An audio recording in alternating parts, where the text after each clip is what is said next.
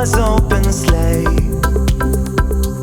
Oh, the fields we go, laughing all the way. Bells and bobtails ring. Hey guys, welcome back to Maverick Watch Reviews. Today we have the Seiko 5 100-meter automatic sports watch, and this is model number SNZ457J1. And as usual, we're going to open this thing up, look at all the features and functions, check out the build quality, and then I'll let you know what I think of this interesting / really weird Seiko 5. Also, make sure you check out my Amazon shopping channel for all of my favorite watches that I've reviewed on this channel, and be sure to visit my Teespring merch store and pick yourself up a t-shirt or a mug. I'll make sure to put both of those links in the description field for you. So here you go, typical Seiko watch box, but no manual and no warranty card. I was really kind of shocked. And this came from Amazon. Really weird that it didn't come with those two things. Normally that little slot there, that's where the manual and stuff goes. Really strange. Anyway, let's check this watch out.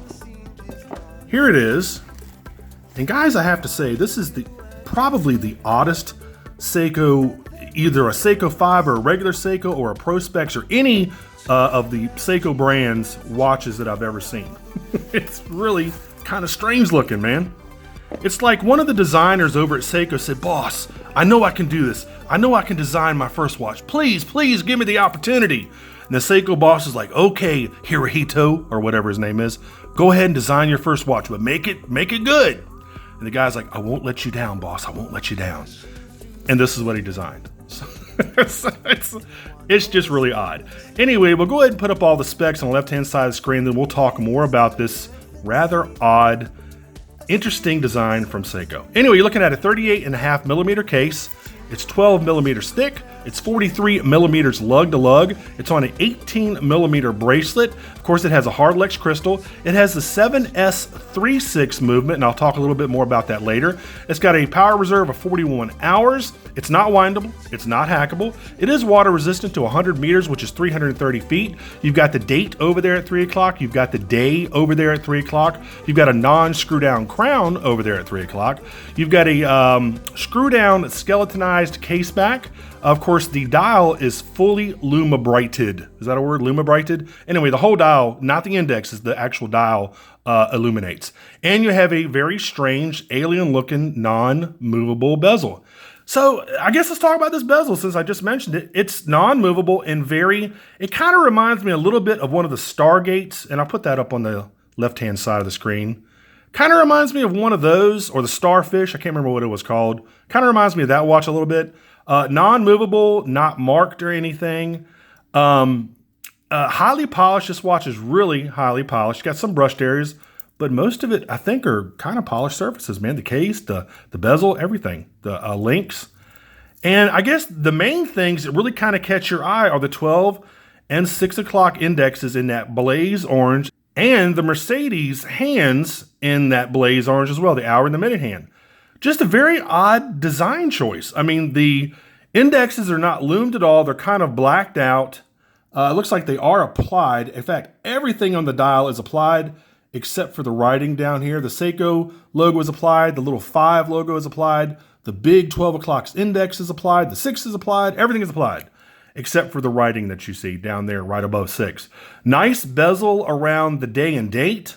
I love big bezels like that. It's pretty legible. I have to give him that. But gosh, it's just such an odd looking design. I'm not saying it's ugly. I'm just saying it's really odd. So I guess let's talk about the rest. Let's talk about the bracelet. I've never seen a bracelet like this. It's, again, a little bit different. And then you're looking at the typical Seiko clasp and buckle. Nothing new there. And I'm sure this is stamped metal.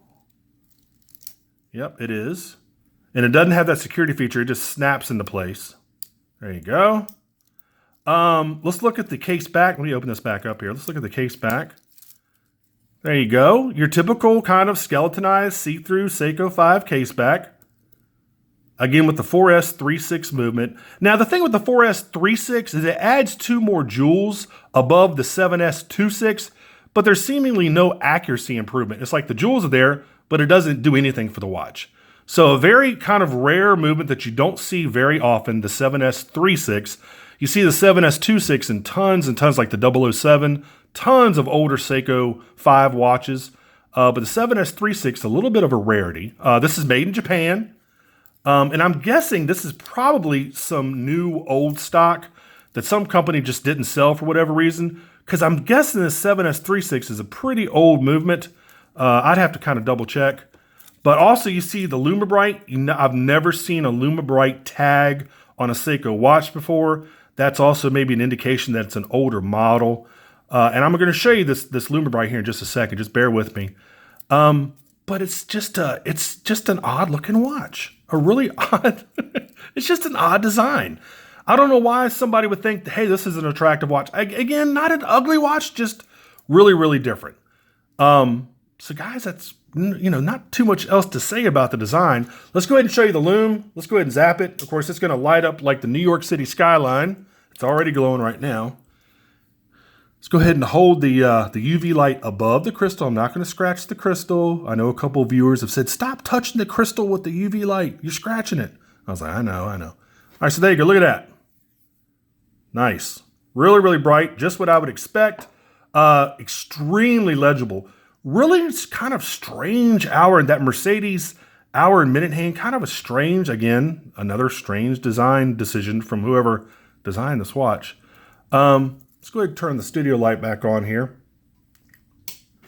The crown is nice. I mean, there's no screw in or screw out action. Of course, you pop it open and you can change the day and the date. And then you can change the time on the second position. Of course, as you can see, it doesn't hack. But it has a nice feel to it. Got some decent crown guards over there.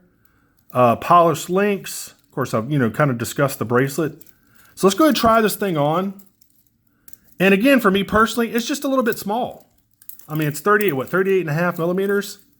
I mean, to me, you're almost getting into to female watch territory for me. That's just a little bit small. I don't like anything below about a 40 for me personally. But I mean, some other, some smaller guys. When I say smaller, I'm a pretty big dude. So maybe let's just say average. Some average guys. So some average weight guys and some not as tall guys could probably pull this off pretty well.